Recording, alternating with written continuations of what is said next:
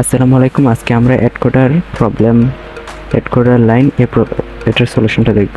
তো এই প্রবলেমটাতে আমাদের বলা হয়েছে যে আমাদের রেলওয়ে লাইনে n স্টেশন আছে, নাম্বার ফ্রম 1 to n।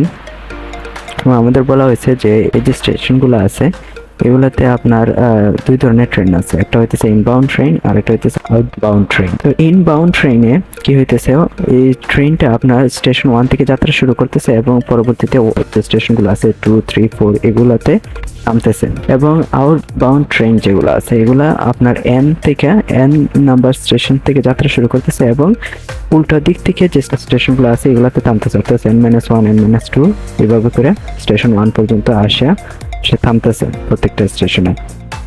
এখন আমাদের বলা হয়েছে যে আমাদের টাকা 80, সে স্টেশন এক্স থেকে ওয়াই এ জার্নি করবে এবং আমাদের এটা ফাইন্ড আউট করতে হবে যে জেড এর যে মানটা আছে এটা কি এক্স এবং ওয়াই যে স্টেশনটা আছে এটার ভেতরে পড়ে কিনা। এই জেড স্টেশনটা যদি পড়ে তাহলে আমরা এস প্রিন্ট করব, না হয় নো প্রিন্ট করব।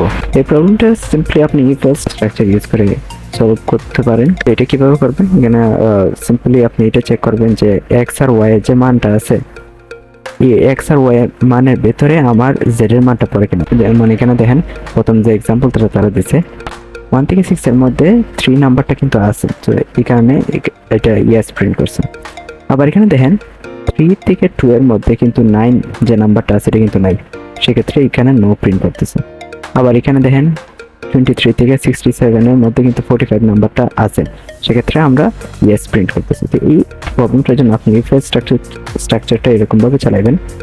তো এখানে দেখেন এখানে সবকিছু আপনি ইনপুট নেবেন, নেওয়ার পর আপনি ইফ স্ট্রাকচার চালাবেন। এখানে আপনি দেখবেন, চেক করবেন যে জেড এর মানটা এটা এক্স এর থেকে ছোট এবং ওয়াই এর থেকে বড় কিনা। আবার এটাও চেক করবেন যে জেড এর মানটা ওয়াই এর থেকে বড় এবং জেড এর থেকে ছোট কিনা, কারণ দুইটা কেসেই কিন্তু আমার জেড এর মানটা এক্স আর ওয়াই এর ভেতরে পড়তেছে, সেক্ষেত্রে আমরা ইয়েস প্রিন্ট করবো, আদারওয়াইজ নো।